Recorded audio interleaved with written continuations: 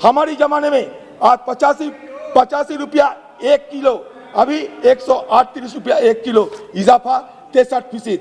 तूर दाल 47% इजाफा हुई, उड़द दाल 34% इजाफा हुई, मसूर दाल 47% इजाफा हुई, ग्राम दाल 70% इजाफा हुई। क्या कहोगे आप, क्या कहोगे? इसलिए हिंदुस्तान के आम जनता कहते हैं, क्या कहते हैं? मोदी लौटा दे हमें बीते बुरे दिन, मोदी लौटा दे हमें बीते बुरे दिन। ये आज की आम जनता ये कहते हैं। आप ये बैंकिंग सेक्टर में क्या किया आपने? 5,35,000 करोड़ तो पिछले 7 साल और 6 महीना में बैंकिंग इंडस्ट्री से धोखाधड़ी हो चुकी है। मतलब लोग धोखा करके बैंकों का 5,35,000 करोड़ रुपया लेकर गायब हो चुके हैं। मतलब लोग गायब हो चुके हैं। और वो कौन है? वो है हमारे मेहुल भाई। वो कौन है? हमारे संदेशरा भाई। कौन है लोग? नीरव मोदी भाई। कौन है ये लोग? विजय माल्या भाई, जिनकी आए दिन हम किसी कोई सुदूर बीच पर, एक्सोटिक बीच पर उनकी फोटो देखते हैं। कभी वो क्रिकेट मैच देखते हैं, हम दिखाई देते हैं टीवी स्क्रीन पर मोदी सरकार ने उनकी अपनी मौन सहमति दे रखी है। तो बैंकिंग इंडस्ट्री का पहला हाल तो ये किया कि पिछले 7 साल और 6 महीने फ्रॉड कितना हुआ? 5,35,000 करोड़। 5,35,000 करोड़ ये खर्च धोखा देके भाग गए। 7 साल, 1 मिनट सुन लीजिए, 7 साल फ्रॉम 2014 से 2021 के बीच सरकारी बैंकों का, पब्लिक सेक्टर बैंक का जो ग्रॉस एनपीए है वो 4 गुना से बड़ा है।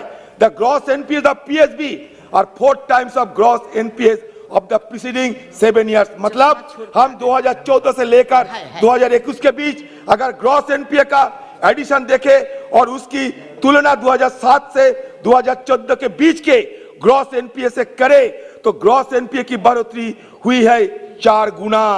ग्रॉस एनपीए 4 गुना बढ़ चुके हैं। टोटल बैंक फ्रॉड हो चुके हैं 5,35,000 करोड़, जिसको हम कह सकता है 5.3 ट्रिलियन डॉलर रुपया।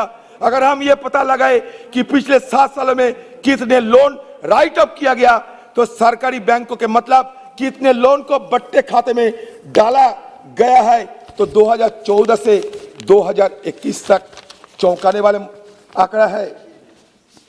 यह मध्य अगर हम तुलना करें 2014 से 2024 को तो बट्टे खाते में 25 गुना ज्यादा पैसा डाल चुकी है मोदी सरकार इन सब बैंकिंग इंडस्ट्री को। इस कगार पर पहुंचने के बाद अगर आप पूछेंगे मोदी सरकार आपका प्लान क्या है इस इंडस्ट्री के बारे में, तो उनका एक ही प्लान है, सरकारी बैंकों को अपना दोस्तों को बेच दो, बेच दें, ये मकसद है। आगे चलते हैं। अगर हम ग्रॉस एनपीए को कंपैरिजन करते तो 2014 से लेकर 2021 के मध्य सिर्फ पब्लिक सेक्टर बैंक की बात करें तो पब्लिक सेक्टर बैंक को 21,07,000 करोड़ का एडिशन हुआ है ग्रॉस एनपीए में। सिर्फ सरकारी बैंकों में 2007 से 2014 की तुलना करें तो मात्र 5,35,000 करोड़ था। मतलब 2007 से 2014 एनपीए में एडिशन हुआ था 5,35,000 करोड़। और 2014 से 2021 के मध्य हो गए 21 लाख करोड़। 2014 से 2007 से 2014 के बीच जो सरकारी बैंकों ने लोन राइट ऑफ किया गए थे वो किए गए थे 32,109 करोड़। वो 2014 से 2021 के मध्य कर दिए गए 8,17,000 करोड़। मतलब रिटर्न ऑफ लोन 25 गुना बढ़ चुके हैं। ये क्या गलती है? ये क्या अरे बताइए ना हमारे मंत्री जी कहिए गलत है। मैं मान लेगा मंत्री जी कहे गलत है। ये हमारे आंकड़े गलत पेश करना हमारा ये नहीं है। हमारा ये आइए कुछ नहीं हुआ। हम दिखाने चाहते हैं। ये रेल के बारे में बहुत कुछ कहते हैं कि हम रेल ये करेंगे वो करेंगे। रेल को हम 400 वंदे भारत रेल देंगे। तो 400 वंदे भारत रेल देने के लिए ये सरकार की क्या जरूरत पड़ेगी मैं ये बताते हैं। वंदे भारत ट्रेन सरकार कहती है कि 400 वंदे भारत ट्रेन हम देंगे। Vande Bharat rakes are tendered to 3 Indian Railways factories, ICF, RCF and MCF. RCF Kapurthala, MCF Raebareli are not even ready to begin manufacture of Vande Bharat rakes. ICF Chennai has delivered just 2 Vande Bharat rakes so far since 2018. The existing target was 104 rakes by 2024. The new target is 4 times an already unrealistic target. This new focus on Vande Bharat train service serves only to cover up for the fact that the project was in cold storage from 2018 to 2020. आप जानते हैं madam Sitharaman जी, 400 Vande Bharat train बनाने के लिए मतलब क्या होता है? 133 ट्रेन हर साल। आपने कहा कि 3 साल में मैं खत्म कर दूंगा 400 वंदे भारत। इसका मतलब 133 ट्रेन सालाना, हर महीना 11 ट्रेन, हर वीक 3 ट्रेन। आपको ये इंफ्रास्ट्रक्चर है, आप बताइए, आप ही बताइए, मैं नहीं बताऊंगा। हर हफ्ता 7 ट्रेन, हर हफ्ता 7 ट्रेन बनाने की आपका नहीं है। ये ऑपरेटिंग रेशियो, रेल का ऑपरेटिंग रेशियो सुनिए। The operating ratio of the railway was 98.36% in 2029-20 against the target of 95%. The CAG termed this the worst operating ratio in the last 10 years. Minus CAG. Operating ratio is a measure of efficiency and refers to the expenses for every rupees 100 earned. A higher operating ratio is therefore worse as it reflects the amount that has to be invested to earn a rupee of revenue. Furthermore, the CAG reasoned that if we account for the expenditure incurred in providing pensions payment, then the operating ratio would further increase to 114.35%. ये हमारा हालात है train की, जिसके बारे में बाबा यहाँ हो रहे हैं। यहाँ कह जा रहे थे कि एयर इंडिया की प्राइवेटाइजेशन की बात, हम एयर इंडिया के प्राइवेटाइजेशन के खिलाफ किस लिए करते हैं, जरा सुन लीजिए। With the privatisation of Air India, the airline market in India has become a duopoly. आज ही मैं सुबह बताया, the Tata group owns Air India, Vistara and majority of Air Asia India combined 42% of the market. Indigo owns another 37%. इसलिए ये हमारा चिंता है। This effectively reverses the liberalization policy of the 1990s, which moved the airline market away from a duopoly into a competitive sector. This investment without consideration of market concentration will force future government intervention. आपने government intervention नहीं किया? For instance, after killing the competitive telecom sector in India and seeing the rise of duopoly, the government was forced to nationalize Vodafone India to prevent it from shutting down. There are also concerns around valuation. The Air India privatization will only yield about rupees 2700 crore to the government in cash. In terms of debt, the Tata Group will take on only 25% or 15,300 crores. The bulk of the debt, 75% or 46,260 हो गया madam, 262 crore will remain with the government. यही हमारा शंका है। ये शंका हम कहाँ बताए, इसलिए मैडम को यहाँ बताने आए हैं। हमें गाली गलौज जितना देना है दे दीजिए, कोई हमें परवाह नहीं।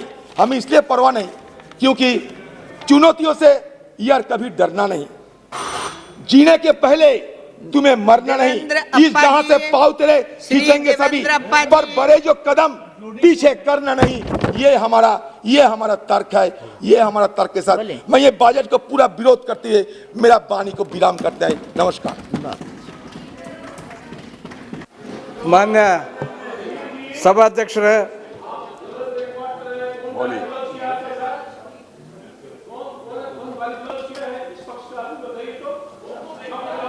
उनका जाएगा रिकॉर्ड में।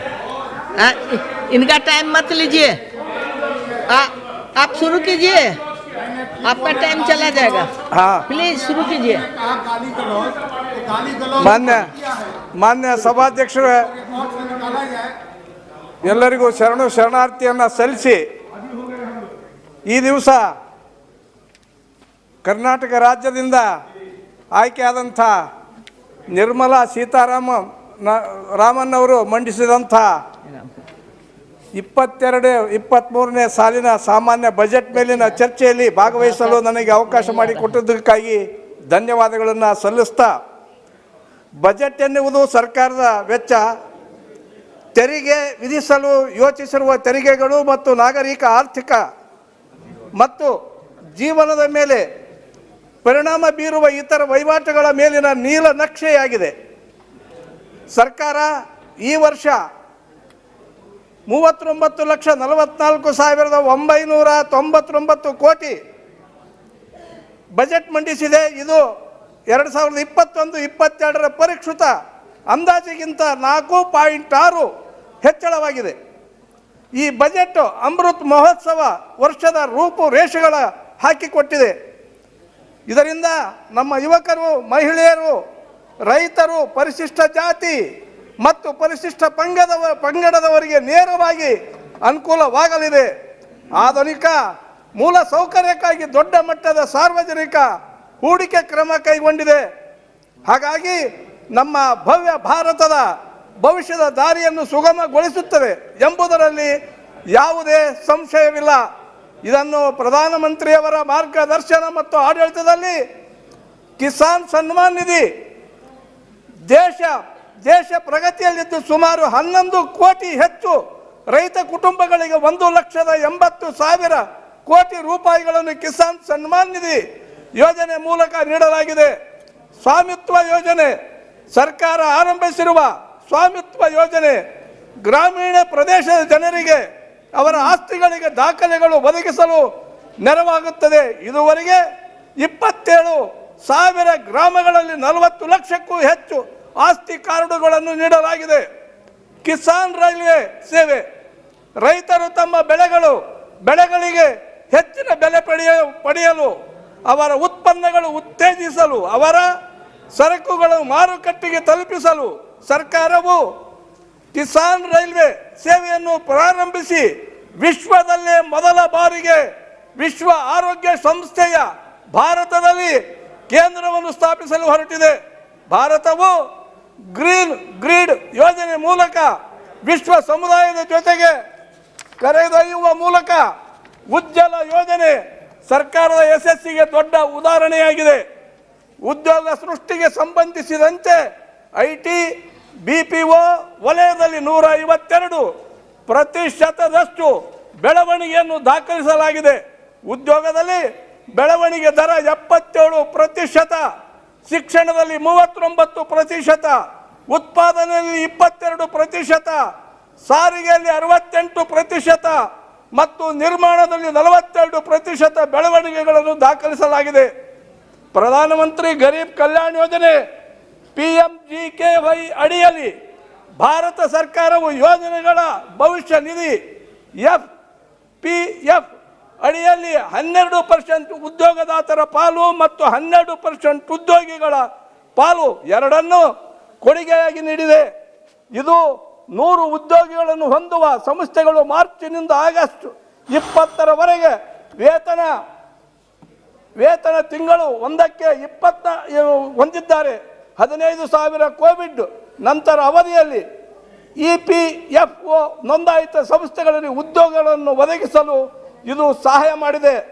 ಕೋವಿಡ್-19ರ ಸಾಂಕ್ರಾಮಿಕ ಸಮಯದಲ್ಲಿ ಆತ್ಮನಿರ್ಭರ್ ಭಾರತ್ ರೋಜ್ಗಾರ್ ಯೋಜನೆ ಮತ್ತು ಸಾಮಾಜಿಕ ಭದ್ರತೆ ಪ್ರಯೋಜನಗಳು ಪ್ರಾರಂಭಿಸಲಾಗಿದೆ. ಉದ್ಯೋಗಗಳ ಭವಿಷ್ಯ ನಿಧಿ ಸಂಸ್ಥೆ EPFO ಮೂಲಕ ಜಾರಿಗೊಳಿಸಲು ಆಗುತ್ತಿರುವ ಈ ಯೋಜನೆಯು ಉದ್ಯೋಗದಾತರ ಆರ್ಥಿಕ ಹೊರೆಯನ್ನು ಕಡಿಮೆ ಮಾಡಲು ಮತ್ತು ಹೆಚ್ಚಿನ ಕಾರ್ಮಿಕರನ್ನು ನೇಮಿಸಿಕೊಳ್ಳಲು ಪ್ರೋತ್ಸಾಹಿಸುತ್ತದೆ. ಈ ಯೋಜನೆಯಡಿಯಲ್ಲಿ 1.17 ಲಕ್ಷ ಸಂಸ್ಥೆಗಳ ಮೂಲಕ 39.59 ಲಕ್ಷ ಫಲಾನುಭವಿಗಳಿಗೆ ಸವಲತ್ತುಗಳನ್ನು ಒದಗಿಸಲಾಗಿದೆ. 5 ಮಿನಿಟ್ ಉनको एक घंटा देता.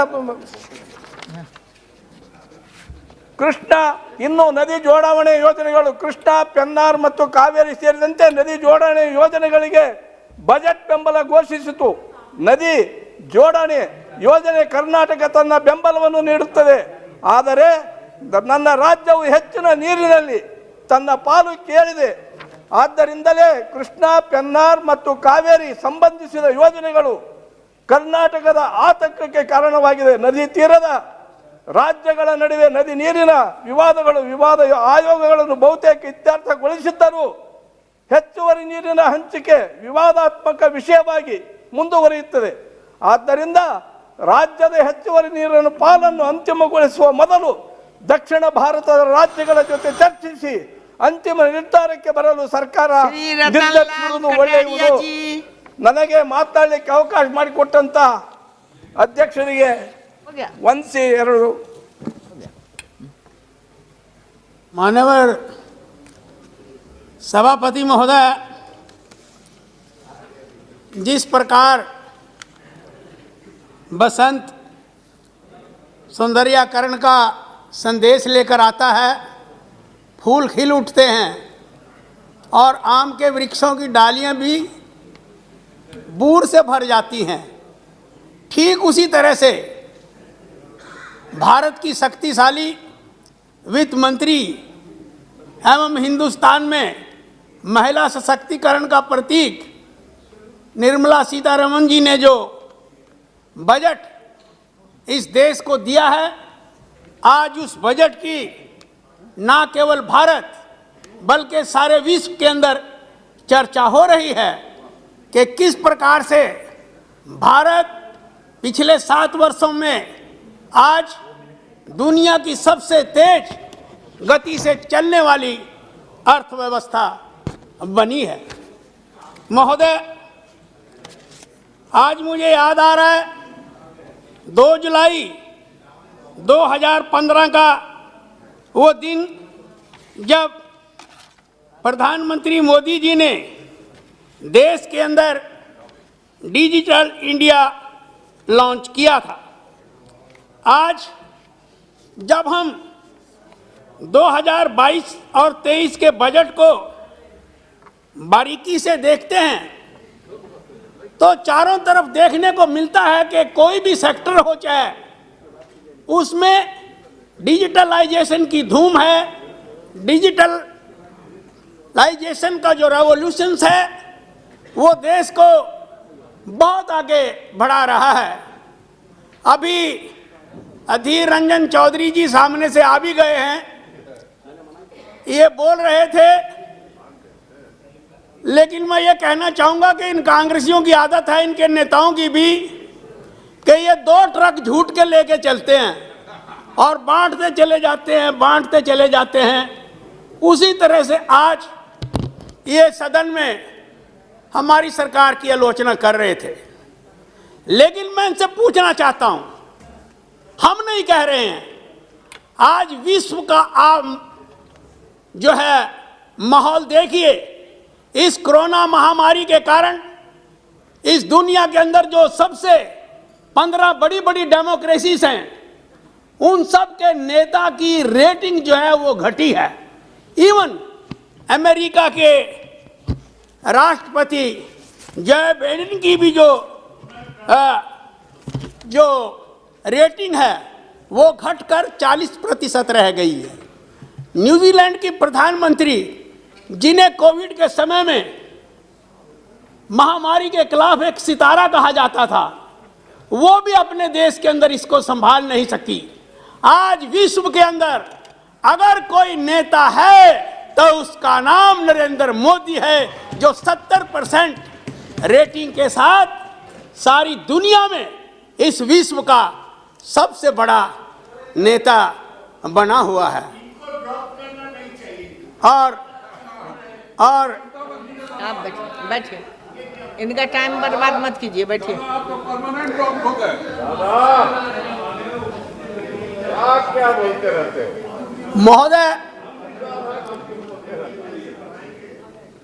महोदय, मैं ये कहना चाहूँगा कि आज जब हम देखते हैं कि हमारे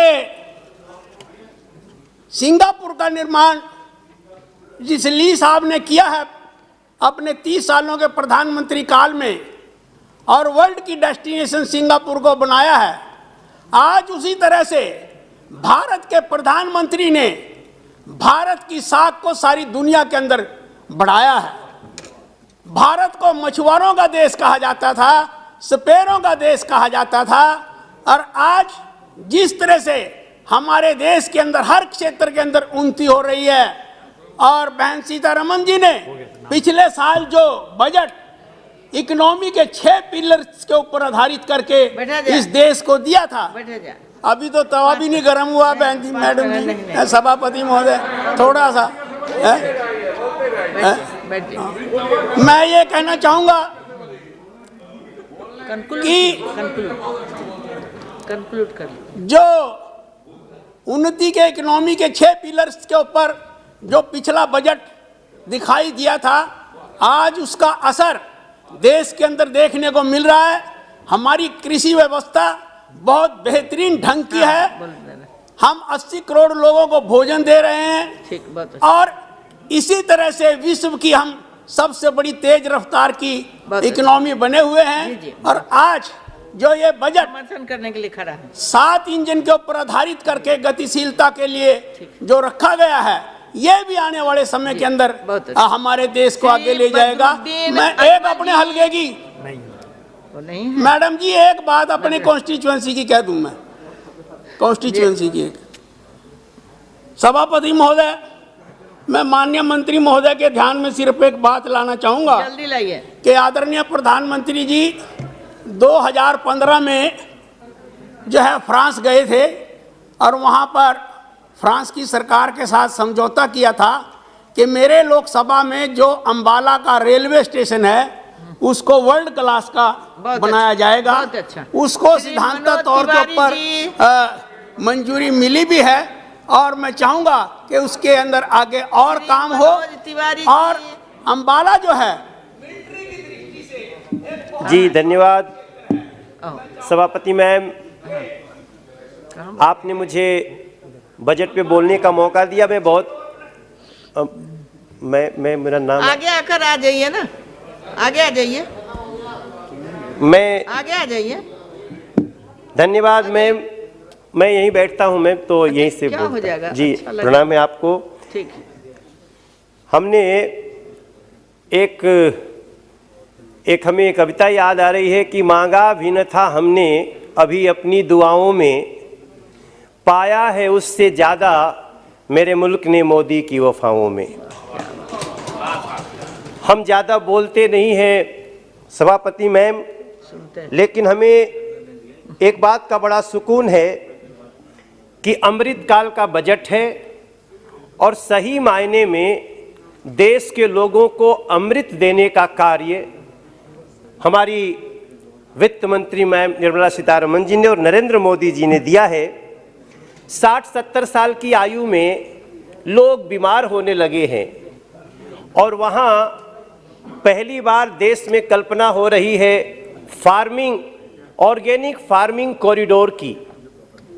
ऑर्गेनिक खेती से कितने लोगों का स्वास्थ्य अच्छा रहता है, पहले की किसी सरकार ने नहीं सोचा, नरेंद्र मोदी जी ने सोचा है कि अपने देश के करोड़ों लोगों को स्वस्थ बनाना है। मैम मुझे बहुत, और मैं एक कलाकार भी हूँ, इसलिए मुझे जो इस बजट में अमृत काल, आज़ादी के अमृत महोत्सव के रूप में जो टूरिज्म और कल्चर के क्षेत्र में हुआ है, जिसका उदाहरण हमें काशी की भव्यता और विंध्याचल, माँ विंध्याचल का धाम है, बहुत लोग यहाँ से गए होंगे।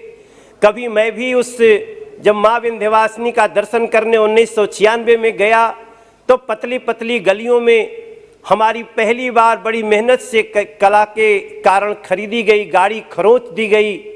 आज वो मंदिर कोई देखेगा तो उसको मात्र मंदिर पर नहीं, मात्र अपने प्रसाद योजना पे नहीं, उसको अपने देश की संस्कृति पे गर्व होगा।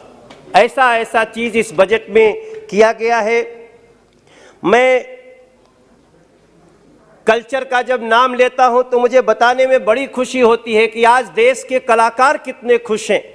आज़ादी के अमृत महोत्सव में मात्र फ्लाइट कहीं उतरती है तो वहां पे अनाउंसमेंट नहीं होता कि अपना बेल्ट बांध लें, वहां ये बताया जाता है कि जहां फ्लाइट उतर रही है वहां के किस स्वतंत्रता संग्राम सेनानी ने अपना कैसे योगदान दिया था। आज पहले के लोग क्यों नहीं सोच सकते थे। मैम आज देश के कलाकार आज आज़ादी के अमृत महोत्सव के कारण अपने भाग्य को सराह रहे हैं कि उनको जितना समय है उससे ज़्यादा उनको काम मिल रहा है। और ये जो बजट है जिसमें आज़ादी के अमृत महोत्सव के रूप में जो उदीयमान लोगों को मौका दिया गया है उसके लिए मैं बहुत धन्यवाद करता हूं। इसका एक कितना बड़ा फल मिला है कि काशी में रुद्राक्ष नाम का हॉल बन गया। 2500 लोग एक साथ बैठते हैं, दुनिया का हर कलाकार वहां आकर परफॉर्म करने को खुश हो रहा है। इस बजट में एक और दर्द मैं आपको बता के जो पहले का था अब कैसे उसको दूर किया गया है। शहर के विकास के ऊपर जो अवधारणा आई है, हम भी किसी दिन अपने गांव से चल के शहर आए थे सभापति मैम, और शहरों में आए थे तो शहर के सरकारों ने हमें गाली दिया था। कभी कह दिया 5 लाख रुपया का इलाज करा के चले जा रहे हो, 5 रुपया का टिकट लेके आए। कभी कह दिया गया बोझ बन गए। आज पहली बार शहर के विकास के रूप में, बस 2 मिनट में मैं समाप्त कर रहा हूं, मैं बहुत समय नहीं है, बस 2 मिनट, तो उन लोगों के दर्द को भी पहली बार इस बजट में देखा गया। और अमृत योजना को भी धन्यवाद करता हूं जिसके कारण मैं दिल्ली में अपनी लोकसभा में नाले के गंदे पानी से झील बना चुका हूं। और इसके साथ साथ बहुत सारी चीजें हैं, मगर कला, पर्यटन और अमृतकाल स्वास्थ्य देने के लिए वित्त मंत्री जी का और प्रधानमंत्री जी का बहुत धन्यवाद करना चाहता हूं। श्री रामचरण बोहरा जी। माननीय सभापति महोदय, मैं माननीय प्रधानमंत्री जी नरेंद्र भाई मोदी जी का कुशल नेतृत्व में माननीय वित्त मंत्री जी द्वारा प्रस्तुत 2022-23 के बजट का पुरजोर समर्थन करने के लिए खड़ा हुआ हूँ।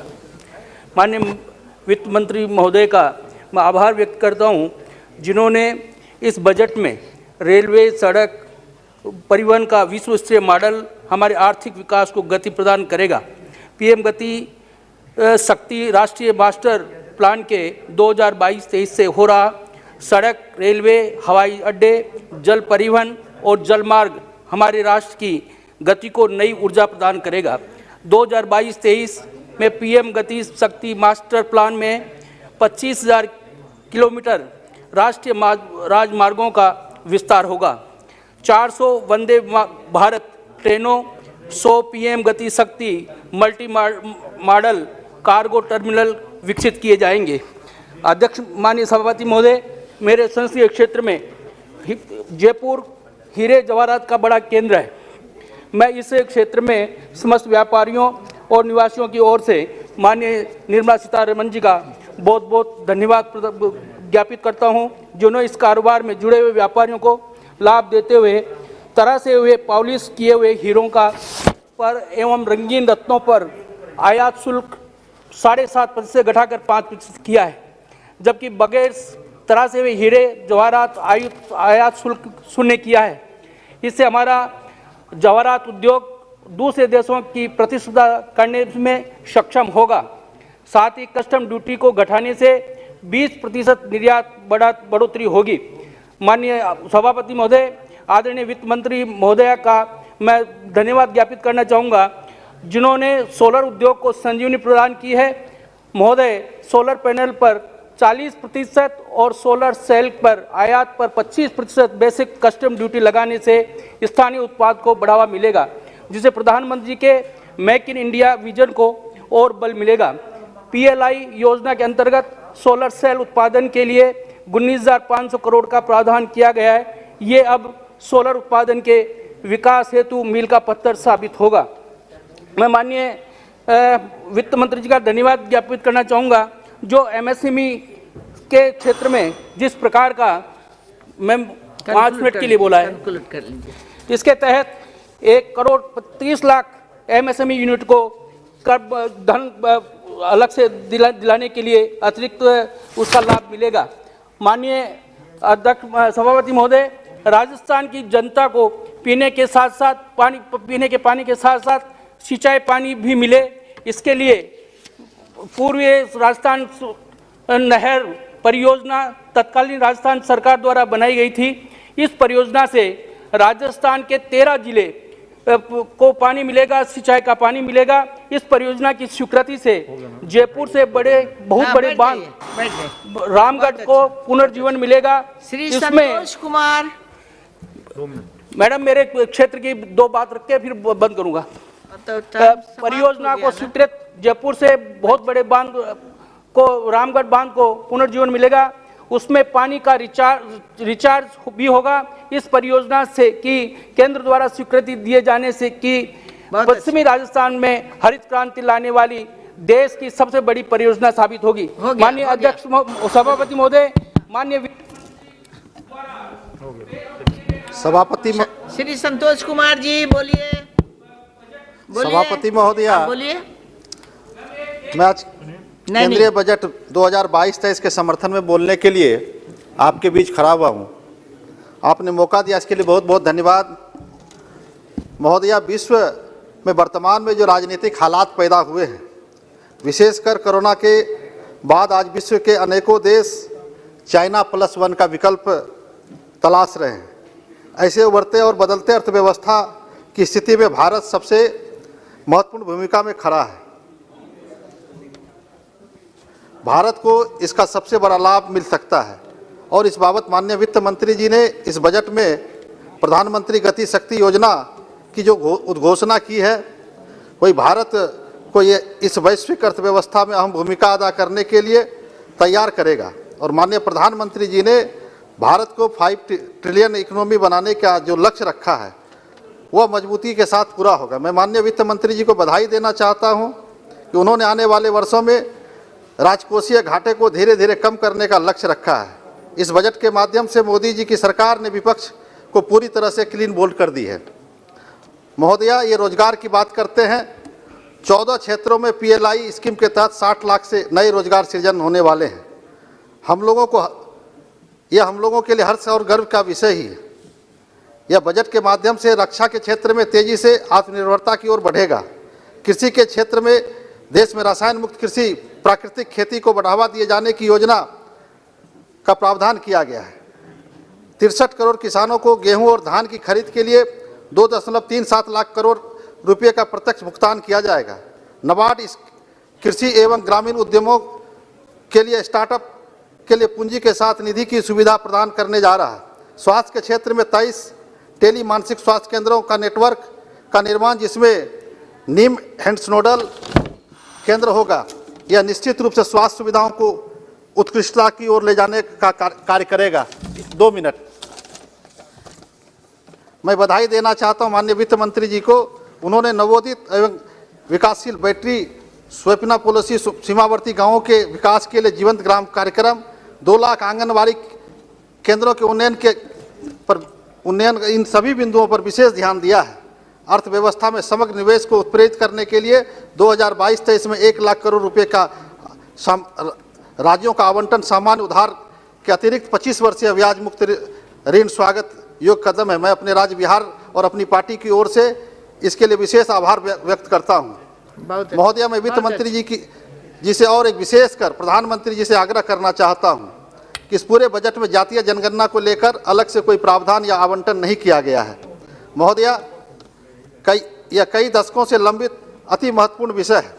माननीय मोदी जी ने इस देश के दशकों से लंबित कई विषयों को लेकर लंबी लकीरें खींची है। चाहे वो राम मंदिर का मुद्दा हो, चाहे कश्मीर का 370 का मसला हो, या पूर्वोत्तर अलगाववाद, एक मिनट अलगाववाद का विषय हो, सभी विषयों का अपने कालखंड में सुगम और समाधान निकाला है। मुझे उम्मीद एवं विश्वास है कि आदरणीय मोदी जी के नेतृत्व में ही जातीय जनगणना का अति महत्वपूर्ण कार्य संपन्न होगा। और अंत में मैं अपने क्षेत्र के लिए माननीय वित्त मंत्री जी से आग्रह करना चाहते हैं कि स्मार्ट सिटी में जो मेरा पूर्णिया नगर निगम क्षेत्र है, उसको स्मार्ट सिटी में शामिल किया जाए। और माननीय रेल मंत्री जी बैठे हुए हैं, आपके माध्यम से कई योजनाएं हमारा लंबित है, जो रेलवे की योजनाएं लंबित है। इस देश का सबसे पुराना जिला पूर्णिया है और रेलवे के मानचित्र में कहीं दिख नहीं रहा है। वहाँ से पूर्णिया से कोई सीधी ट्रेन दिल्ली या पटना, बिहार की राजधानी पटना के लिए नहीं है। माननीय मंत्री जी से हम विनती करना चाहते हैं, इसमें प्राथमिकता के आधार पे पूर्णिया से दिल्ली और पटना के लिए ट्रेन की सुविधा करा दे। वंदे भारत जैसी ट्रेन चाहे तेजस जैसी ट्रेनों की एक सुविधा करा दें। इनके लिए मैं पूर्णिया वासियों की तरफ से माननीय मंत्री जी का आभारी रहेंगे। बहुत बहुत धन्यवाद। अच्छा ठीक धन्यवाद मैडम। श्री राजू बिष्टा जी। धन्यवाद मैडम, आपने मुझे इस बजट सेशन में बोलने का अनुमति दिया। एक तो हम जैसे युवा सांसद बड़ी उम्मीद लेकर के आते हैं कि सदन में विपक्ष के नेताओं को सुनेंगे और कुछ सीखेंगे। आज बड़ी निराशा हुई और मैं वित्त मंत्री जी से ये भी निवेदन करता हूँ कि अपने जवाब में जरा एक बार अच्छे से बजट दोबारा हमारे सब साथियों को बता दे, क्योंकि अधीर जी जो है किसी राशन की दुकान से सारी राशन की लिस्ट ले आए और उसके अलावा उनके बजट में कुछ खास था भी नहीं। पहले तो मैं प्रधानमंत्री जी का और वित्त मंत्री जी को बहुत आभार व्यक्त करना चाहूँगा इस विजनरी बजट के लिए, क्योंकि समय कम है लेकिन एक दो विषय जरूर रखना चाहूँगा। दुनिया भर में ये कोविड के संकट के कारण देश दुनिया आज जिस स्थिति में है उसके बावजूद भी ये हिंदुस्तान ने दिखाया है कि अगर इरादे नेक हो, गरीबों की सेवा करने की इच्छा हो और इच्छा शक्ति हो तो कोई भी बड़ा सा बड़ा संकट को भी अवसर में बदल करके देश के लिए काम किया जा सकता है। ये हमने इस कोविड संकट के समय में देखा। मैं बाकी नंबर्स की बात नहीं करूंगा मैडम, क्योंकि मैं दार्जिलिंग पहाड़ से आता हूं। कुछ विशेष बातें ऐसी थी जो खास करके नॉर्थ ईस्ट या बॉर्डर के इलाके के लिए बहुत ऐसी योजनाएं थी जो आने वाले समय में उनकी दिशा और दशा को बदल के रख देगी। एक बॉर्डर से लगे हुए जितने भी गांव हैं उनके लिए जो योजना लेकर के आई है भारत सरकार वाइब्रेंट विलेज के नाम से, इससे दार्जिलिंग जैसे और नॉर्थ ईस्ट के पहाड़ी क्षेत्र को बहुत लाभ होगा, क्योंकि दार्जिलिंग एकमात्र जिला ऐसा है देश में जहां 4 इंटरनेशनल बॉर्डर से लगा हुआ है और पर्वतमाला जो एक नॉर्मल कन्वेंशनल ट्रांसपोर्ट के कारण जहां पहुंचा नहीं जा सकता उनके लिए जो रोपवे की व्यवस्था और पोस्ट ऑफिस की सेवा को बैंक की सेवा के रूप में जोड़ने की योजना हो या हर घर जल जैसी योजना हो, ये सब हमारे क्षेत्र के लिए बहुत लाभकारी है। एक दो विषय में जरूर रखना चाहूँगा कि हमारे क्षेत्र में रोड की बहुत सारी जो है योजनाएं अभी चल रही है। मैं वित्त मंत्री जी से निवेदन करता हूं कि ज़्यादा से ज़्यादा फंड हमारे जैसे पिछड़े हुए क्षेत्र को मिले। अंत में एक ही बात मैं रखना चाहूँगा सर, आज जिस तेजी के साथ जो है देश विकास कर रहा है और मोदी जी के नेतृत्व में जिस तेज गति के साथ देश आगे बढ़ रहा है, इतनी सारी योजनाएं हैं, लेकिन मुझे ये दुख के साथ कहना पड़ता है कि दार्जिलिंग में ऐसी कोई भी योजनाएं नहीं पहुंचती। उसका मुख्य कारण ये है कि 2005 से अभी तक कोई पंचायत के चुनाव हुए नहीं, कोई इलेक्टेड बॉडी वहाँ पे काम करता नहीं, सांसद और विधायक की पश्चिम बंगाल में चलती नहीं और पश्चिम बंगाल खुद ही 35 साल जब सीपीएम ने राज किया 2 लाख करोड़ का कर्जा था, पिछले 11 साल में एक कर्जा बढ़ के 6 लाख करोड़ के पार हो गया है और कोई भी योजना नहीं पहुंचती। और जब आज़ादी के समय दार्जिलिंग नंबर 1 पे था, एशिया में सबसे पहली बिजली दार्जिलिंग में आई थी, लेकिन जानबूझ के गलत नीयत और इरादों के कारण दार्जिलिंग आज सीपीएम टीएमसी के कारण पिछड़ा है और 86 के बाद लगातार आंदोलन होते रहे हैं, अलग राज्य की मांग उठती रहती है और हमारी सरकार ने भी, पार्टी ने भी ये कहा है कि हम स्थायी राजनीतिक समाधान करेंगे, उसके लिए टॉक्स भी चल रहा है। मेरी 2 ही विनती है सर कि स्थायी राजनीतिक समाधान जल्द से जल्द हो, जिससे जो मोदी जी की योजना है उसका लाभ दार्जिलिंग की जनता को मिले और जो गोरखाओं की जो भावना उसके कदर के रूप में उसके हिसाब से स्थायी राजनीतिक समाधान हो। और इसके साथ ही गोरखाओं में 11 जाति ऐसे हैं जो एसटी के लिस्ट से छूटे हुए हैं। 1931 और 1941 के जो लिस्ट है उसके वहाँ तक भी ये एसटी थे, लेकिन उसके बाद से उस लिस्ट से बाहर हो गए। ये बहुत लंबी और पुरानी उनकी मांग है। मैं सर आपके माध्यम से भारत सरकार से ये निवेदन करता हूँ कि दार्जिलिंग की जो गरिमा है उसको देखते हुए ये सारे मुद्दे हमारे क्षेत्र के लिए जल्द से जल्द हो। आपने समय दिया इसके लिए बहुत बहुत धन्यवाद। मैं सभी माननीय सांसदों को धन्यवाद देता हूं कि बजट पे चर्चा में अभी तक अधिकतम सांसद मतलब 80 से ज़्यादा माननीय सांसदों ने अपने विचार रखे। 13 घंटे 50 मिनट चर्चा हुई। ये रिकॉर्ड है। मुझे लगता है कि सभी माननीय सदस्य को पर्याप्त समय पर्याप्त अवसर मिला है। मिला नहीं मिला सबको?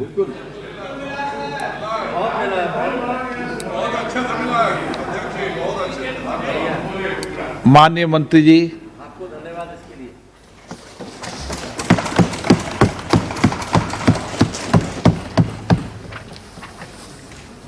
Thank you, Speaker, sir. I thank all the honorable members who participated in this discussion on the budget. Honorable Speaker, sir, you rightly said more than 80 members have spoken on the budget discussion.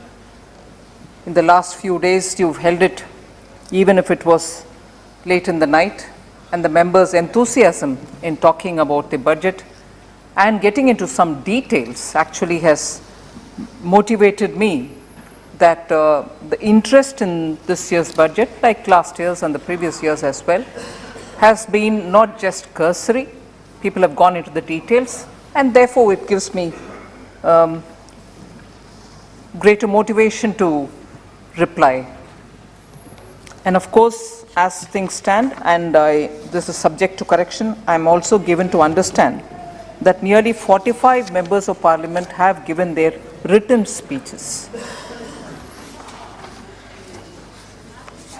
Sir, I would have actually started off with the budget all over again in terms of some very distinct features which are there in the budget, but I'm very tempted to take it off and start from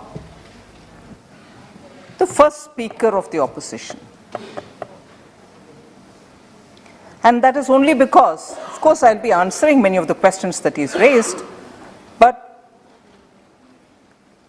maybe because he wanted to sound a lot more interesting about the budget, his criticism started off by saying, Amrit Kal over the next 25 years, today the people of India are facing Andhkal. Kyunki a very senior member of the House starts saying that this is not Amritkal, it's Andhkal, I thought we should just go over that a bit more so that members would also know what probably is running in his mind. Sir, there certainly was an Andhkal in this country.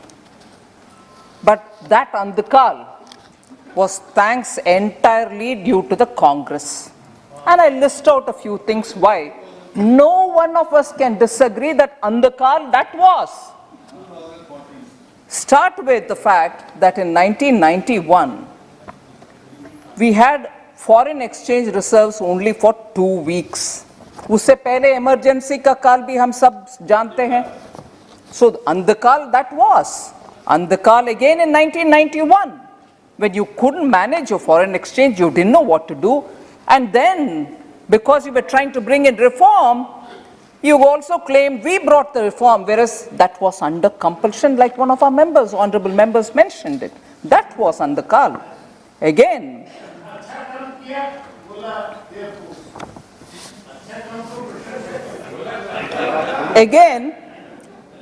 double-digit inflation, sir, during the 10 years of UPA. I will get into some of the details a bit later also. And when we are constantly talking about inflation and the government is explaining itself as to what is being done in order to contain what today is being suffered by people all over the world, but that's no excuse. We are responding to the situation in India. Double-digit inflation during UPA 1 and 2, particularly in 2, was Andhkal indeed. And that's the Andhkal probably he's referring to. Third, coal scam. Every day there was headlines in the papers about corruption, 2G scam, Antariksh Deva scam, middlemen everywhere. Country didn't know what's happening. Every morning it was dreadful to see the paper with yet another scam. That was Andhkal, sir. And not knowing how to deal with the country after the global financial crisis, inflation touching 2 digits, and also the situation, macroeconomic fundamentals all going either udar, India became one of the fragile 5. That was Andhkal with policy paralysis. So Andhkal, if he's referring to his own period, government's period, and from the memory. Whereas what we have created today is a situation where common man feels that he's received the benefits from the government, that which was promised over the decades, and therefore entering into the next 25 years towards India at 100 would be certainly the Amrit Kal that all of us are referring to. And why do I say that? Jan Dhan Yojana brought in financial inclusion for all Indians. And today, I can say there are 44.58 crore accounts, and in those accounts which were made fun of, saying this is zero balance account, how can you have accounts where there is not going to be any balance? There are 1.57 lakh crores as deposits in those Jan Dhan accounts. And Jan Dhan accounts include 55.6% women's accounts. So the coverage of man, woman, and the coverage of rural, urban, everything is taken care of when we are talking about Jan Dhan. So that is the first footstep towards moving towards financial inclusion and moving towards Amrit Kal. Sir, again, 44 unicorns have successfully been identified in this country, and they've created wealth. They've also become the new showcasing of India's talent and innovation, and this has happened between 2020 and 2021. 20 crore women were given during the pandemic 500 rupees directly by the click of a button in DBT format, and the monies went into their accounts, and therefore this again is true inclusion and inclusive development. 2,000 rupees again was also given to farmers, and that gets given every now and then, so annually 6,000 rupees for sure goes into their accounts. This is actually leading towards Amrit Kal. Swanidhi Yojana, more than 33 lakh loans amounting to 3,407 crores have also been sanctioned, and more than 29 lakh loans amounting to 2,989 crores have been disbursed. And this covers poor street vendors who otherwise wouldn't have had a chance to enter the bank to claim credit or loan. They've been covered, indeed leading towards Amrit Kal for our country. Pradhan Mantri Awas Yojana, sir, 3 crores of houses have been sanctioned, of which more than 2 crore houses have already been completed in this country. And therefore, Amrit Kal, it will be from now for all these people leading towards India at 100. Every village in India has been electrified. And therefore, talking of Andhakal was their time, whereas now you have fantastic lit villages. In every village, every house has got electricity. Jyoti reaching homes. Piped water connection through Nal Se Jal scheme has also been reaching people. MSMEs have received 13.5 lakh MSME accounts were saved due to the ECLGS. 1.5 crore workers have been saved from potential unemployment, and 1.7 billion people have been given free vaccination. If all this is not going to lead towards India at 100 and Amrit Kal, what else could? So therefore, I want to just respond to senior leader Shashi Tharoorji, truly recognize when Amrit Kal was, and what we are leading towards India at 100 is actually Amrit Kal. And in that, the budget this time has stated quite a few things which are going to be leading towards a building of modern India, a 21st century India. First of all is the PLI scheme, where 20,000 crores have been announced, and this is going to be for the thermal power plants, which can be now looking forward to reduction in carbon dioxide.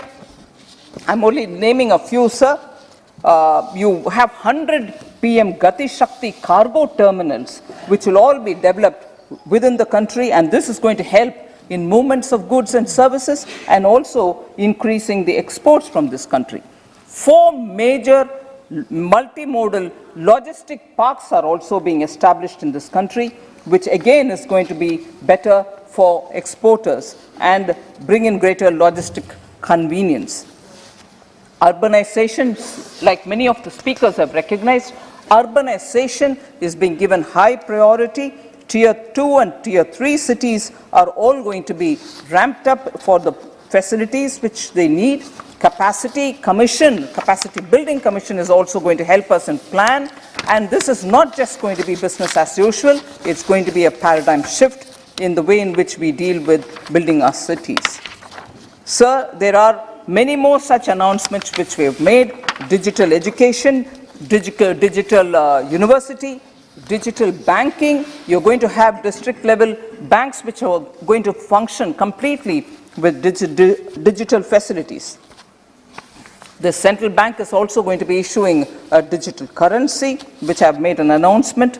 And more than that, animation, visual effects, gamings and comics, in which our young are experts in. We are creating a committee which will look at possibilities of bringing in various facilities and the framework which is required, so that we can be able to produce good gaming and comic through the digital and visual effects through the digital media.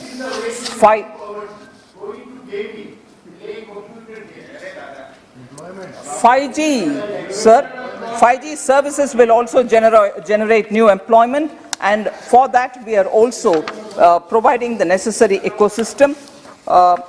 So, in all the budgets, sir, drone technology, which will be of great help for the farmers, is also something which we are giving a lot of importance for. Khelo India, Fitness India for the young are all giving high priority for the youth of this country. There are going to be 1.5 lakh post offices in the country, which will also be more than just post offices, which will have all kinds of banking service facilities. Those who have Sukanya Samruddhi account and PPF account in the post office will also be benefiting from these services. E-NAM is something about which we've spoken. Startups have been given a lot of encouragement, but particularly for startups to help in agriculture, bringing in value addition. We've taken a lot of steps towards that. So I'm not getting into every announcement that I've made in the budget, broadly indicating that we have a clear plan to take all sectors and their development in our mind and move with that intention in the next few years. So, but then one important point which we shouldn't lose sight of. This global crisis, the pandemic, has been one of the absolute rare events in the last couple of 100 years. Even the Spanish flu didn't probably get recorded for the devastation in economy that it created. I would say for India, this is probably the fourth contraction in the GDP triggered off through an international event. 72-73, India saw a contraction in our GDP purely because of the global oil crisis. 79-80, again a contraction in GDP, and this was because of the Iran-Iraq war. After that was the global financial crisis in 2008-9, again a contraction, but none of this was negative. They were all reduction, remaining in the positive territory, but reduction, substantial reduction. And 2008 and 9 also saw it because of the global financial crisis. But what we saw because of the pandemic in 2020-2021, which led to a contraction of 6.6% negative, was one of the worst ever that we could face, and we were not alone in it. All over the country, all over the world, indeed, economies suffered because of such a contraction. But what I would say, no country had any comparator. They couldn't have anything before them to compare what they could do now, what resulted now, with something else which happened before. However, in the recent memory, if we were to look at a global economic crisis, which also had an impact on Indian economy, it was the global financial crisis. I'll just like to do a comparison between what was the economy then and what was our solutions for that, and what is the economy now and what solutions we gave for this one. Sir, in a way, the global financial crisis resulted in a reduced gain because it wasn't a negative growth. It was still a small growth, but it was a constricted growth. The reduced gain in the in the GDP was 2.21 lakh crores in 2008 and 9. Compared to that, the lost GDP now is 9.57 lakh crores. So that is the extent to which we have lost in this pandemic compared to the recently, meaning a decade ago, the global financial crisis. That resulted in 2.212 lakh, whereas now the reduction was far more, it is 9.57 lakh crore. Despite, sorry? I'll tell you. So despite significant supply side disruptions, India's CPI inflation, I'm picking that up for a minute, was 6.2% in 2020-21 as compared to 9.1% in 2008-9. Look at the intensity and the scope and the depths to which Indian economy had to contract. We lost 9.57 lakh crores worth in this global financial crisis, whereas the loss earlier, which is the global financial crisis, was 2.12 lakhs crore. But the CPI inflation now, because I'm purposely bringing this, because CPI inflation is the index with which we measure how prices affect common man. It's the consumer price index. Now that contracted only 6.2 now, whereas for a smaller contraction, which was not even a negative contraction in the global financial crisis period, the inflation, the CPI was 9.1%. What does it mean? That today, in spite of this intense crisis, in spite of the reduction in the GDP to the extent of 9.57 lakh crores, the CPI is well contained and it is only 6.2%, showing that we have managed the economy much better now than it's easy to say now, than a smaller crisis of that time when the contraction was only 2.12 lakh. And that led to 9.1% inflation. The CPI was 9.1%. So it's very, very easy to constantly keep throwing at us inflation, price rise, kya kar rahe ho? Yes, I agree. There is a need for us to do more. That is why we are importing more edible oils. We are removing the restriction on pulses to be imported and so on. But with a smaller reduction in GDP, with not a negative reduction in GDP, still the inflation couldn't be controlled by the UPA government, whereas Prime Minister Modi ensured that it will not cross 6.2, whereas that was 9.1 that time.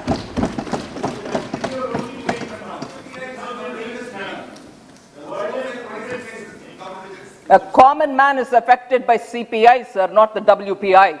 So let us not go on mincing words to constantly keep throwing it at us. You please introspect. Sir, Honorable Speaker, sir, India's current account deficit surplus. All right, sir, India's current account surplus. Current account surplus, sir. Sir, the entire treasury branches heard every comment. And as much as possible, I don't say that I was here 24/7. There were times when I had gone off, and my honorable Minister of State was here to take care of everything which is being said. So when I've come here to reply, I would request through you, sir, some patience so that they hear my answers. They may be satisfied, they may not be satisfied, but kindly hear. I know some of the members who have thrown wild allegations also have gone away. They are not here to listen to my reply, which is really disappointing. Sir, India had a current account surplus of 0.9% of GDP in 2020-21. अब की crisis के समय हमारे current account surplus में थी और वो भी 0.9% में थी, मगर 2008-9 ग्लोबल फाइनेंशियल क्राइसिस के समय यूपीए का करंट अकाउंट डेफिसिट में था और वो भी 2.3% डेफिसिट। सो इतना बड़ा क्राइसिस, पैंडेमिक इतना बड़ा, जीएसपी हमारे जीडीपी कॉन्ट्रैक्शन इतना सिवियर, और हमसे बार बोलते हैं क्या कर रहे हैं। सीपीआई को मैनेज किया, करंट अकाउंट सरप्लस में रखा। सो हमारे मैनेजमेंट के ऊपर जरा पॉजिटिव नजरिया से भी 1 मिनट देखने का मैं आंकड़ा बोल रही हूं, मगर ना हम वो सब नहीं देखेंगे।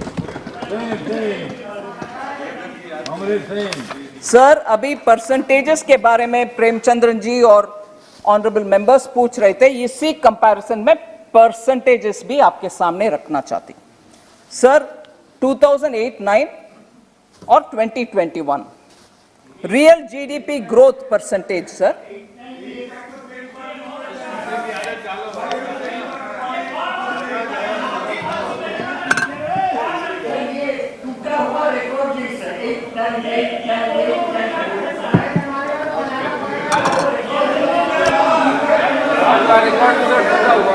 Sir global financial crisis incidentally 2008-9 सुनने को पसंद नहीं है तो ग्लोबल फाइनेंशियल क्राइसिस का नाम याद रखिए। रियल जीडीपी ग्रोथ का परसेंटेज का फिगर बोल रही हूं सर, 2008-9 में 3.1% था। हमारा कॉन्ट्रैक्ट हुआ 2020-2021 में, जो उसका नंबर मैंने एक्चुअल नंबर बोले -6.6, हमारा एकदम नीचे गिर गया, -6.6%, वेरस तब +3.1, वो भी कम ग्रोथ में नहीं हुआ, ग्रोथ अच्छा ग्रोथ नहीं हुआ, जस्ट +3.1, वही एक्चुअल नंबर्स में 1 मिनट पहले मैंने बोला। सो 3.1% कंपेयर्ड विद आज का हमारा -6.6। नॉमिनल जीडीपी ग्रोथ उनके समय में 2008-9 के समय में 12.6%, मगर हमारा नेगेटिव -1.4%। सर, ऑलरेडी मैंने बोल चुकी हूं 2.12 लाख करोड़ का उनका रिड्यूस्ड गेन हुआ, वेरस हमारा 9.57 लाख करोड़ तक नेगेटिव गिरे, मगर CPI inflation 9.1% at that time, 6.2 in our time. Compare करके देखो कि सीपीआई कहां था। करंट अकाउंट बैलेंस जो मैंने पहले बोला -2.3% उनका, हमारा 0.9 प्लस में था। Forex reserves, foreign exchange reserves 252 billion उनके समय ग्लोबल फाइनेंशियल क्राइसिस के ऊपर, हमारा 579, नेट बोल रही हूं, touch 650 billion US dollars. FDI flows, FDI inflows उस समय 8.3 बिलियन, और हमारे समय अभी 80.1 billion FDI inflows. Sir, 1 minute, हमारे परफॉर्मेंस इस पैंडेमिक के समय और ग्लोबल परफॉर्मेंस को एक बार देख लेंगे। इंडिया एस्टिमेट ही बोल रही हूं -7.3, एस्टिमेट वो करेक्ट हो रही है अभी 2020 में -7.3%। ये वर्ल्ड इकोनॉमिक आउटलुक का प्रोजेक्शन है, मैं सिर्फ वो नंबर ले रही हूं, करेक्ट नंबर नहीं बोल रही हूं। 2021 में जबकि हमारे प्रीवियस साल में -7.3 था परसेंटेज जीडीपी, हमारा ग्रोथ 9% है 2021 को। इस साल हम 9% में कंक्लूड करेंगे, और 2022 अभी आने वाले अप्रैल 1 से आने वाले साल के लिए 9% हमारा ग्रोथ है प्रोजेक्टेड। 2023 अगले साल के लिए 7.1% है, ग्लोबली फास्टेस्ट ग्रोइंग इकोनॉमी, अभी भी, आने वाले साल भी और उसके अगले वाले साल में भी ग्लोबली फास्टेस्ट ग्रोइंग इकोनॉमी का डेटा कंपेयर करेंगे यूएस से, यूनाइटेड स्टेट्स ऑफ अमेरिका से, -3.4 जब वी वेर -7.3, मतलब कम हिट हुआ, ज्यादा हिट उनके ऊपर नहीं हुआ। उनका 2021 का जहां हम 9% में है वो 5.6% में, रिकवरी भी धीरे चल रही है उनका, हमारा रिकवरी अच्छा चल रही है। आने वाले साल में 22 में जहां हम 9% है वो 4% है। नहीं, को कंपेयर करने के लिए क्षमता रखना चाहिए सर। जब डेटा उनके मन में जो विचार है उसके अनुसार नहीं है तो मुझे चिल्ला चिल्ला करके मेरे आवाज को दब करने के लिए कोशिश। सुनने का क्षमता मैच्योरिटी दिखता है, अगर सुनने का क्षमता नहीं है, you know what I want to say. So US में ग्रोथ जब -3.4 हुआ, हमारा -7.3 रहा, हम 7.1 में ग्रोथ कर रहे हैं। Oh yes, we'll correct. Don't worry, we'll do that. आदिर जी आपके नेबर है, हम क्यों भूलेंगे।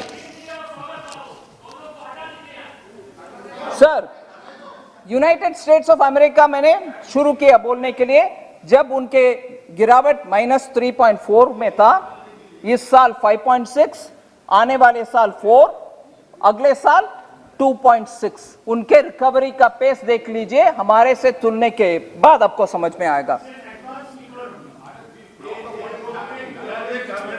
सर, यूरो एरिया, पूरे यूरो एरिया का 6.4 -5.2 इस साल, 3.9 आने वाले साल और 2.5 अगले साल। मैं इस कंपैरिजन को क्यों दिखा रही हूं? डेवलप्ड कंट्री हो, इमर्जिंग इकोनॉमी हो, हमारे जैसे एक ही मतलब साइज में छोटा इकोनॉमी नहीं, बड़ा इकोनॉमी हो, इन सब का ग्रोथ और इन सब का पैंडेमिक के समय गिरावट, ये सब को कंपेयर करते हुए गिरावट हमारे बहुत ज्यादा हुआ, मगर रिकवरी भी उतना ही पेस में हम आगे बढ़ रहे हैं। इस साल, आने वाले साल, अगले साल भी बाकी सबका रिकवरी इतने फेस में नहीं है, चाहे वो डेवलप्ड हो, चाहे वो इमर्जिंग हो, चाहे वो छोटा इकोनॉमी हो, कंपेयर करते हुए सबसे फास्टेस्ट रिकवरी, सस्टेन्ड रिकवरी हमारा हो रही है। So I just want to highlight that sir.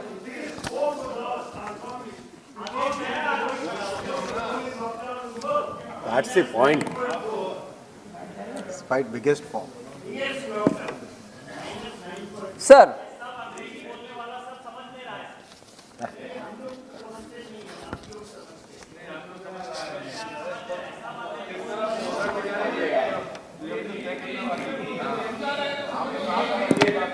एक मिनट, अगर देश प्रगति कर रहा है तो अपन क्यों विरोध करें?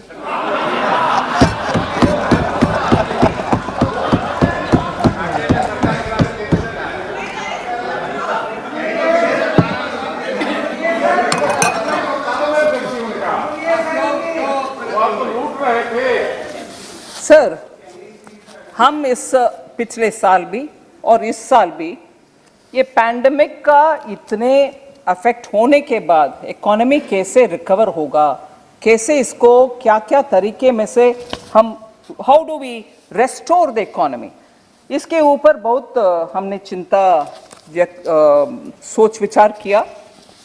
Based on that sir, I am basing on an RBI estimate. RBI का ये एस्टिमेट था सर, सरकार के द्वारा if you spend 1 rupee what will be the multiplier effect, मतलब इफ यू स्पेंड 1 रुपी उससे कितना फायदा आपको मिलेगा, और उससे जितना फायदा मिलेगा उसके अनुसार आप खर्च करने में सक्षम, डिसीजन, अच्छा डिसीजन लेने के लिए उपयोगी रहेगा। So RBI estimate is if you spend 1 rupee on revenue expenditure without creating assets, खर्च करने के लिए पैसा अगर आप देंगे ₹1 अगर खर्च करेंगे रेवेन्यू एक्सपेंडिचर में, उसका मल्टीप्लायर इफेक्ट होगा 45 पैसा। मतलब पूरे के पूरे ₹1 का ₹1 रिटर्न नहीं मिलेगा, आधा भी नहीं मिलेगा, आधा से कम 45 पैसा तक ही आपको मल्टीप्लायर मिलेगा। इसीलिए रेवेन्यू में खर्च करने में 45 इस साल मिलेगा, आने वाले साल में उसके कारण और 10 पैसा मिल सकता है। In the sense, if you spend ₹1, immediately this year you will get 45 paisa worth returns or multiplier, and next year you may get an additional 10 paisa more. So it's not going to be ₹1 for every rupee. It will not even be 50 paisa this year. So it is no point if you spend that money on revenue expenditure, because the multiplier is limited. It's less than 1. RBI's estimate again says that if you spend ₹1 on capital expenditure creating assets, the return or the multiplier effect will be ₹2.45 even the first year. Multiplier effect will be ₹2.45, and additionally the next year and the year after another ₹3.14 will get added to it. So, for every public taxpayers' money that we spend on capital expenditure, building assets, building public infrastructure, this year itself you will have 2.45 as multiplier, and the next year you will get 3.14 paisa, ₹3.14. Therefore, we thought public taxpayers' money being spent in creating assets gets us better returns, better multiplier effect, and therefore we chose to spend on capital in infrastructure building. Okay, infrastructure building, public expenditure, we are borrowing money to do, but we are also ensuring that revenue expenditure is rationalized.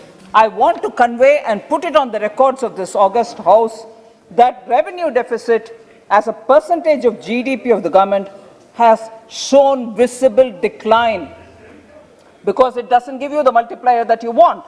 I want to highlight and show that in 2020-21 it is 7.3, which is actual, whereas the BE for 2021-22 is 5.1, sir. 2021-22 RE is only 4.7. And 2022-23, we have put in the BE 3.8 only. Normally, anybody who's looking at budget preparations and budgets of the countries will understand it's highly difficult, very, very difficult to reduce revenue expenditure.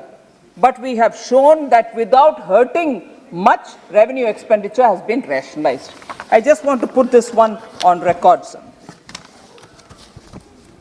Sir, now, in a way, I will respond to members of Parliament who have raised issues on that. I'd like to give clarification or respond to the questions that members have raised. I'll first start with several members questioning the GDP growth projections. Members have said the real GDP growth rate mentioned in the budget speech and the economic survey are different. There is a mismatch. Many members said that. But I just want to say, sir, for 22-23, the projected growth in the economic survey is 8 to 8.5%. They've given a band. The economic survey gave a band of growth which is 8 to 8.5.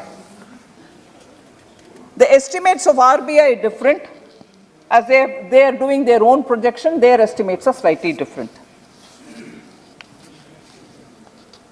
Now, with this projected growth rate, to arrive at a nominal growth rate figure, you will have to top it up with the deflator. GDP growth rate in the budget projection, sir, 22-23 was based on the advanced estimates of the NSO, which is given by the Ministry of Statistics and Program Implementation. That is a different strand, so their numbers will also be slightly different, but the trend and the number largely are in the same level, the same sort of quartile. So the difference by itself does not account for too much, except for the fact that the advance estimates based on which we projected the figure of GDP growth in the budget was prior to the Omicron. What we have done is we've also taken the Omicron into consideration and used that figure, and therefore the budget projections are looking at 22-23 a nominal GDP of 11.1. So there is no difference, there is no much worry if the numbers are different. Economic survey takes it from one source, we take it from another, all of us use our deflators, and roughly they are about similar ranges. So the about WPI, there was a voice which was raised. Of course, that's in double digit, whereas CPI has been remaining in the range, and therefore we expect to have about a deflator of 3.5%.